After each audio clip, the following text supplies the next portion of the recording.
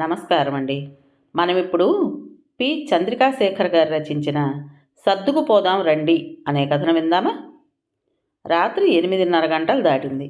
June నెలొచ్చినా ఇంకా వర్షాలు మొదలవక వాతావరణం చాలా వేడిగా ఉక్కగా ఉంది.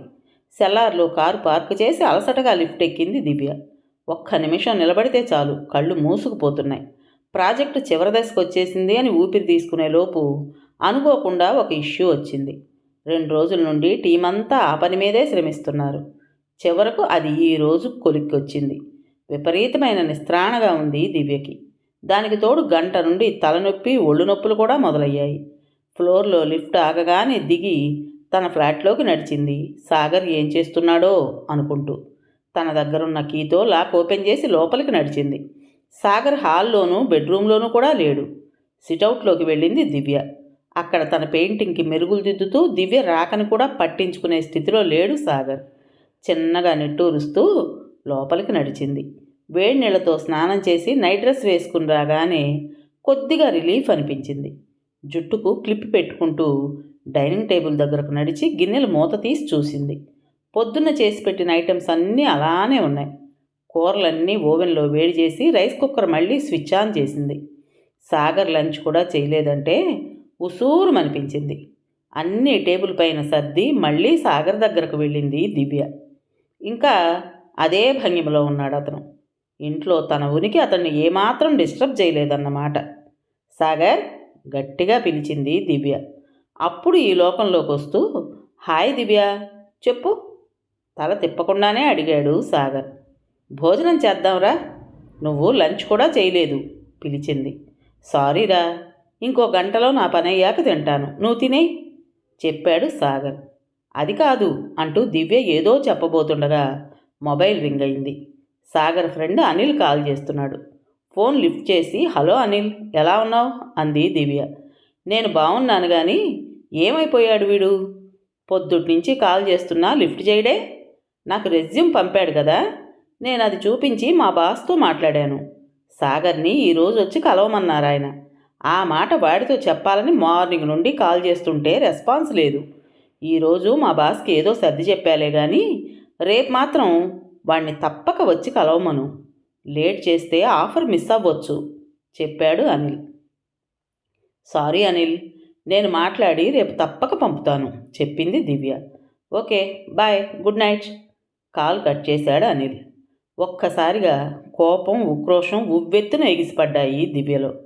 విసురుగా సాగర్ దగ్గరకు వెళ్ళింది. సాగర్, ఒక్కసారి ఇటు చూడు, నీతో అర్జెంటుగా మాట్లాడాలి విసురుగా అంది దివ్య.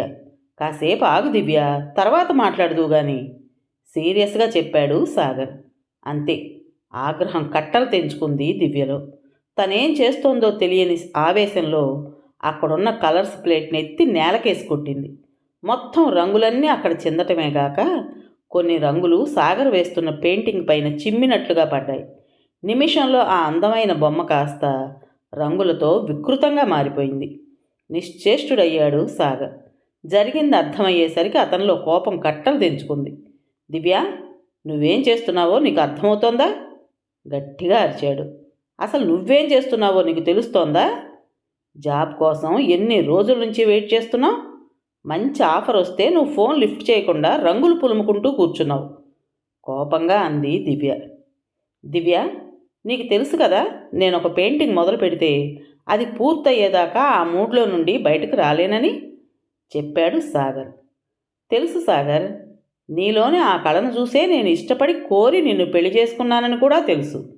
కానీ ఇదొక్కటే మన అవసరాలు తీర్చదు సాగర్. సంసారం అంటే ఎన్ని ఖర్చులుంటాయి. వాటికి తోడు ఫ్లాట్కి, కారుకి ఈఎంఐ కట్టాలి. ఇవన్నీ నా ఒక్కదాని వల్ల ఎలా అవుతాయి? ఆలోచించవా నువ్వు కోపంగా అడిగింది దివ్య. నేను నా ప్రయత్నం చేస్తూనే ఉన్నానని తెలుసుగా దివ్య, నాకు మాత్రం బాధ్యత తెలీదా బాధగా అడిగాడు సాగర్. ఏమో సాగర్, నాకైతే నువ్వు సిన్సియర్గా ప్రయత్నిస్తున్నట్లుగా కనిపించడం లేదు. సోమరిపోతులా ఇంట్లో కూర్చుని రోజల్లా రంగులు పూసుకోవడానికి అలవాటు పడిపోయావు. నీలాంటి బాధ్యత లేని వాడిని పెళ్లి చేసుకుని తప్పు చేశాననిపిస్తోంది. ముందు ఉద్యోగం సంపాదించి అప్పుడు మాట్లాడు విసురుగా అనేసి లోపలికి వెళ్ళిపోయింది దివ్య. డైనింగ్ టేబుల్ దగ్గర కూర్చుని ఏదో తిన్నాననిపించి లేచింది. మళ్ళీ సిటౌట్లోకి వచ్చింది. అక్కడ సాగర్ లేడు. హాల్లోకి వచ్చి చూసింది. చెప్పుల స్టాండ్లో అతని చెప్పులు కూడా లేవు. అంటే బయటకు వెళ్ళిపోయాడన్నమాట. పోతే పోని, ఎక్కడికి వెళ్తాడు? కాసేపటికి తానే వస్తాడు కోపంగా అనుకుంది దివ్య. ఆఫీసులో చికాకులన్నీ తన మెదడులో తిరుగుతుంటే ఇక అంతకన్నా ఆలోచించలేకపోయింది. సాగర్ దగ్గర ఇంకో కీ ఉంటుందని తెలుసు కాబట్టి డోర్ లాక్ చేసి బెడ్రూమ్లోకి వెళ్ళి పడుకుంది. తెల్లవారి కాలింగ్ బెల్ మోతక మెలకు వచ్చింది దివ్యకి.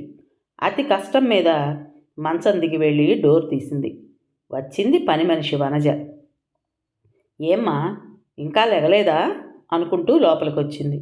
ఏమీ మాట్లాడే ఓపిక లేక వచ్చి సోఫాలో పడుకుంది దివ్య. రాత్రి వచ్చిన తలనొప్పి, ఒళ్ళు నొప్పులు తగ్గకపోగా జ్వరం కూడా తోడయింది. అలా ఎంతసేపు మగతగా పడుకుందో. వనజ వంటింట్లో పనంతా పూర్తి చేసి హాల్లోకి వచ్చి అమ్మా అని దివ్యని తట్టి లేపుతూ ఉలిక్కిపడింది. అయ్యో దివ్యమ్మ, జ్వరంగా ఉందే అంది. అవును వనజ, బాగా నీరసంగా ఉంది. కాస్త కాఫీ ఇస్తావా నీరసంగా అడిగింది. అయ్యో, మీరు ముఖం కడుక్కురండమ్మా, ఈలోగా కాఫీ కలుపుకొస్తాను అంటూ వంటింట్లోకి నడిచింది. దివ్య ఫ్రెష్ అయ్యి వచ్చేసరికి వేడిగా కాఫీ, ఆమె హ్యాండ్ బ్యాగ్ కూడా తెచ్చిచ్చింది వనజ. బ్యాగ్లోని టాబ్లెట్ తీసుకుని కాఫీతో పాటు వేసుకుంది దివ్య. వనజ కూడా కాఫీ కప్పు తెచ్చుకుని అక్కడే సోఫా పక్కన కూర్చుంది. ఒక పావు గంటకి కొంచెం రిలీఫ్గా అనిపించింది దివ్యకి. తరువాత ఆఫీస్కి కాల్ చేసి లీవ్ చెప్పేసింది. అమ్మా, బాగా నీరసంగా ఉన్నారు, నా పనులన్నీ అయిపోయాయి, మీకు వంట చేసి పెట్టి పెడతాలండి ఈ పూటకి అంటూ లోపలికి వెళ్ళింది వనజ. అలాగే ఆలోచిస్తూ కూర్చుంది దివ్య. కుక్కర్లో అన్నం, ఇంకో స్టవ్ పైన పప్పు పెట్టి బెండకాయలు తీసుకుని వచ్చి సోఫా పక్కన కూర్చుని కట్ చేయసాగింది వనజ. అప్పటిదాకా వనజ నుదుటి మీద ఉన్న ప్లాస్టర్ని గమనించలేదు దివ్య. ఏమైంది వనజ, ఆ దెబ్బేంటి ఆందోళనగా అడిగింది. ఏం లేదమ్మా, రాత్రి మా ఆయన తాగొచ్చి గొడవ చేశాడు, అనుకోకుండా నన్ను నెట్టాడు, తల మంచానికి తాకి దెబ్బ తగిలింది చెప్పింది వనజ. అదేంటే అలా తేలిగ్గా చెప్తున్నావు, అయినా పెళ్ళాన్ని కొట్టడం ఏంటి, నువ్వెందుకు ఊరుకున్నావు అసలు కోపంగా అంది దివ్య. ఆడు మంచోడేనమ్మా, ఏదో ఈ మధ్యన పరిస్థితులు బాలేక అలా తయారయ్యాడు చెప్పింది వనజ. అయితే మాత్రం 4 రోజులు తిండి పెట్టకు, ఇంట్లోకి రానీకు, దెబ్బకు దారికొస్తాడు కసిగా చెప్పింది దివ్య. కూరలు కోయడం ఆపి తలెత్తి దివ్య ముఖంలోకి చూసింది వనజ. అంత మాట అనకండమ్మా, ఆడి గురించి మీకు పూర్తిగా తెలియదు. ఒకప్పుడు ఫ్యాక్టరీలో చిన్న ఉద్యోగం చేసేవాడమ్మా, బాగానే సంపాదించేవాడు, నన్ను పనికి కూడా వెళ్ళొద్దనేవాడు. పిల్లలు లేరు కదా, రోజంతా ఇంట్లో ఖాళీగా ఏం చేస్తాను అని నేనే ఆడిని ఒప్పించి పనిచేస్తున్నాను. ఉద్యోగం చేసేటప్పుడు ఇంట్లోకి అన్నీ ఏ లోటు లేకుండా తెచ్చేవాడు. నేను ఏది కావాలన్నా కొనిచ్చేవాడు, నన్నెంతో బాగా చూసుకునేవాడు. ఈలోగా ఏదో గొడవలయ్యి ఆ ఫ్యాక్టరీ మూసేశారు. వీడి ఉద్యోగం పోయింది అంతే. అప్పటినుంచి పిచ్చోడైపోయాడు. నేను సంపాదించి తెస్తుంటే కూర్చుని తింటున్నానని కుమిలిపోతున్నాడు. అప్పటికీ చెబుతూనే ఉన్నానమ్మా బాధపడొద్దని. అయినా మగోడు కదమ్మా, పెళ్ళాం సంపాదన తినాలంటే మనసుకు కష్టంగానే ఉంటుంది. నిన్న ఇంటి ఓనర్ వచ్చి అద్దె కట్టలేదని నానారచ్చా చేసిపోయాడు. ఆ బాధలో తాగేసి వచ్చాడు. ఎందుకు తాగావని నిలదీశాను. మాట పెరిగింది. ఇదిగో ఇలా జరిగింది చెప్పింది వనజ. అలానే వింటోంది దివ్య. ఒక్క నిమిషం ఆగి మళ్ళీ చెప్పసాగింది వనజ. దివ్యమ్మ, ఉద్యోగం పోయి చేతిలో డబ్బులు లేక పెళ్ళాం మీద ఆధారపడి బతుకుతున్నానన్న బాధలో అలా తయారయ్యాడు కానీ ఆడు చాలా మంచోడమ్మా. ఈ 8 ఏళ్లలో నన్ను పల్లెత్తు మాట అనలేదు. మత్తు దిగాక నా దెబ్బ చూసి కన్నీరెట్టుకున్నాడు. డాక్టర్ దగ్గరికి తీసుకెళ్ళి మందిప్పిచ్చాడు. ఆడి బాధను అర్థం చేసుకోకుండా నేను కూడా ఆడిని సతాయిస్తే ఆడేమైపోవాలి? మొగుడనేవాడు సుఖంలోనే కాదు, కష్టంలోనూ మొగుడే కదమ్మా. కష్టసుఖాలు ఒకరికొకరు పంచుకోకుంటే ఎలా? అన్ని రోజులు ఒకేలా ఉండవు కదమ్మా. మళ్ళీ ఆడికి మంచి రోజులు వస్తాయనే ఆశతోనే ఉన్నానమ్మా అని తరిగిన బెండకాయలు తీసుకుని లోపలికి వెళ్ళిపోయింది వనజ. చెంప మీద చెళ్ళును ఎవరో చరిచినట్లయింది దివ్యకి. అప్పటికే టాబ్లెట్ కూడా పనిచేసిందేమో. తలనొప్పి తగ్గి ఒళ్ళంతా చెమటలు పట్టాయి. కొంచెం నీరసం, నిన్నటి మగతా తగ్గి మెదడు కూడా చురుగ్గా పనిచేయటం మొదలుపెట్టింది. అవును, రాత్రి ఏం జరిగింది? తను సాగర్ పట్ల ఎందుకని అంత దురుసుగా ప్రవర్తించింది? వనజ చెప్పేవన్నీ తన విషయంలో కూడా నిజమేగా. సాగర్ జాబ్లో ఉన్నప్పుడు ఇంటి ఖర్చులన్నీ తనే చూసుకునేవాడు. ఇంట్లోకి ఏదీ లోడు చేసేవాడు కాదు. అప్పట్లో తనకన్నా అతనికే ఎక్కువ జీతం. తను ఏదో చిన్న చిన్న ఖర్చులకు వాడి మిగిలిందంతా తన సేవింగ్స్లో దాచుకునేది. ఏ రోజు నీ జీతం ఎంత, ఏం చేస్తున్నావు అని అడగలేదు. ఆర్థిక మాంద్యం కారణంగా కంపెనీలోంచి హై శాలరీ ఉన్న వారందరినీ తీసేశారు. అందులో సాగర్ కూడా ఒకడు. ఆ డిప్రెషన్లోంచి బయటపడడానికి తనకిష్టమైన పెయింటింగ్ని ఎంచుకున్నాడు. చిన్నా చితక కంపెనీ ఇంటర్వ్యూలకు అటెండ్ అయ్యాడు కానీ అతనికి నచ్చలేదు. తనకున్న కెపాసిటీకి, ఎక్స్పీరియన్స్కి ఇంకా మంచి కంపెనీలో వస్తుందని తన నమ్మకం. అదే ధైర్యంతో వేచి చూస్తున్నాడు. కానీ మరి తనేం చేసింది? ఇటువంటి సమయంలో అతనికి అండగా ఉండి ధైర్యం చెప్పాల్సింది పోయి అవమానించింది. అసలు తాను సాగర్ని ప్రేమించిందే అతనిలోని ఆ చిత్రకళని చూసి. తాను ఒక అనాథ అని తెలిసి వాళ్ళింట్లో పెళ్లికి ఒప్పుకోకుంటే అందరినీ కాదని బయటకు వచ్చేసి తనను పెళ్లి చేసుకున్నాడు. అలాంటి మనిషితో తాను ఎంత అమానుషంగా ప్రవర్తించింది, ఎంత మూర్ఖంగా మాట్లాడింది. ఛీ, చదువులేని వనజకున్నపాటి జ్ఞానం కూడా తనకు లేదు. ఎక్కడున్నాడో ఏమో. అప్రయత్నంగా మొబైల్ చేతిలోకి తీసుకుంది. ఫోన్ సైలెంట్లో పెట్టినట్లుంది. రాత్రి చిరాకులో సాగర్వి 3 మిస్డ్ కాల్స్ ఉన్నాయి. వెంటనే కాల్ చేసింది. రెండో రింగ్ లిఫ్ట్ చేశాడు సాగర్. హలో దివ్య. ఫోన్ తీయకపోతే నా మీద కోపం తగ్గలేదనుకున్నా. సారీరా. రాత్రి పాపం నువ్వు వర్క్ టెన్షన్లో ఉండి ఎంత అలసిపోయి వచ్చావో. నీ చిరాకును అర్థం చేసుకోకుండా నిన్ను బాధ పెట్టాను. నేను చేసింది తప్పే. ఇప్పుడే అనిల్తో వాళ్ళ ఆఫీస్కి వెళ్తున్నాను. రాత్రి వాడి దగ్గరే ఉన్నాను. పొద్దున్న లేస్తూనే రాత్రంతా నేను ఇంటికి రాలేదని నువ్వెంత కంగారు పడ్డావో అనిపించి కాల్ చేశాను. ఇంకా ఏదో చెబుతున్న సాగర్ మాటలకు అడ్డుపడుతూ, సాగర్, రాత్రి భోజనం చేశావా? Thank God. నువ్వు సేఫ్గానే ఉన్నావు కదూ. ఇంటర్వ్యూ అవన్నీ తర్వాత చూసుకుందాం కానీ ముందు నువ్వు త్వరగా ఇంటికి రా. నేను లీవ్ పెట్టి ఇంట్లోనే ఉన్నాను. చిన్నా చితకా ఉద్యోగాలు, తక్కువ జీతంతో నీకు నచ్చని చోట రాజీపడి పనిచేయవలసిన అవసరం లేదు. నా సేవింగ్స్ ఉన్నాయిగా ప్రస్తుతానికి. కొన్నాళ్ల వరకు మనకు ఎలాంటి ఇబ్బంది లేదు.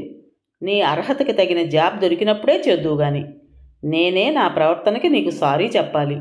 ప్లీజ్ వెంటనే ఇంటికి రా సాగర్, అర్థింపుగా చెప్పింది దివ్య. ఏమైంది దివ్య? లీవ్ ఎందుకు పెట్టావు? ఒంట్లో బాగోలేదా? నేను అసలు నీకు రాత్రే కాల్ చేయాల్సింది, పొరపాటు చేశాను. సరే, ఇప్పుడే బయలుదేరుతున్నా అంటూ కాల్ కట్ చేశాడు సాగర్. అమ్మగారు, వంట పూర్తయింది, నేను వెళ్ళొస్తా అంటూ వచ్చింది వనజ. అప్రయత్నంగా వనజ 2 చేతులు పట్టుకుని థ్యాంక్స్ వనజ అంది దివ్య. చిత్రంగా చూస్తూ బయటకు నడిచింది వనజ. ఆమెను పంపి తలుపు వేసి హుషారుగా లోపలికి నడిచింది దివ్య. మబ్బులు వెలిసిన ఆకాశంలా ప్రశాంతంగా, నిర్మలంగా ఉంది ఇప్పుడు ఆమె మనసు. సాగర్ వచ్చేలోపు స్నానం చేసి అతనికి ఇష్టమైన డ్రెస్ వేసుకుని రెడీ అవ్వాలి. ఈరోజు తన చేతులతో అతనికి స్వయంగా భోజనం వడ్డించాలి. అవును మరి, ఇద్దరూ సర్దుకుపోతుంటేనే కదా అది అసలైన దాంపత్యం. బీరువాలోంచి రోజా మొగ్గలున్న తెల్లచీర తీసి మంచం మీద పెట్టి చిరునవ్వుతో బాత్రూం వైపు నడిచింది దివ్య. కథ పేరు సర్దుకుపోదాం రండి. రచించిన వారు పి. చంద్రికా శేఖర్ గారు. విన్నారు కదండి. మరి ఈ కథ మీకు నచ్చిందా? నచ్చినట్టయితే లైక్ చేసి మరో 4గురికి షేర్ చేయండి. అలాగే ఈ కథ పైన మీ విలువైన అభిప్రాయాన్ని కామెంట్ బాక్స్లో తప్పకుండా తెలియజేస్తారు కదా. మరి ఇంత మంచి కథను మనకు అందించిన రైటర్ గారికి మనందరి తరపున మనస్ఫూర్తిగా ధన్యవాదాలు తెలుపుకుంటూ, ఇటువంటి మంచి మంచి కథల కోసం కొత్త వాళ్ళు మన ఛానల్ని తప్పకుండా సబ్స్క్రైబ్ చేసుకోండి. రేపు మరో మంచి కథతో మీ ముందుకు వస్తాను. అప్పటి వరకు ఉంటానండి.